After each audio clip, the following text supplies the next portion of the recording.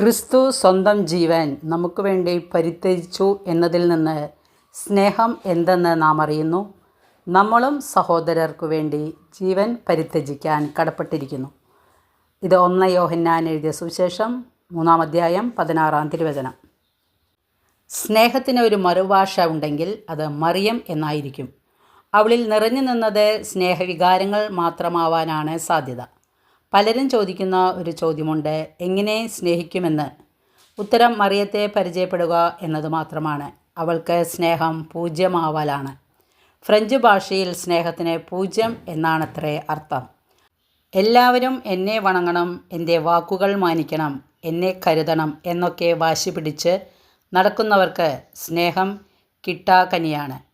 സ്നേഹിതന് വേണ്ടി ജീവൻ അർപ്പിക്കാൻ കാണിച്ച മനസ്സ് ക്രിസ്തു പഠിച്ചെടുത്തത് അമ്മ മറിയത്തിൽ നിന്നല്ലാതെ മറ്റെങ്ങു നിന്നാണ്? സ്വയം ശൂന്യമാകുന്ന വാനിഷിംഗ് ബേർഡിനെ പോലെ നമുക്കും ജീവിക്കാം. പരിശുദ്ധ അമ്മ നമ്മെ സഹായിക്കട്ടെ. ശത്രുവിൻ്റെ മേൽ ജയം നേടുവാൻ പരിശുദ്ധ അമ്മ നൽകിയ ആയുധം നിങ്ങളുടെ കൈവശം എപ്പോഴും ഉണ്ടായിരിക്കണം.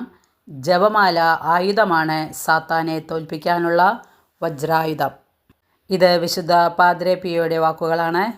സാത്താനെ തോൽപ്പിക്കാനുള്ള വജ്രായുധം ജപമാലയാണെന്ന് എല്ലാവർക്കും മനസ്സിലായി കാണുമെന്ന് വിശ്വസിക്കുന്നു.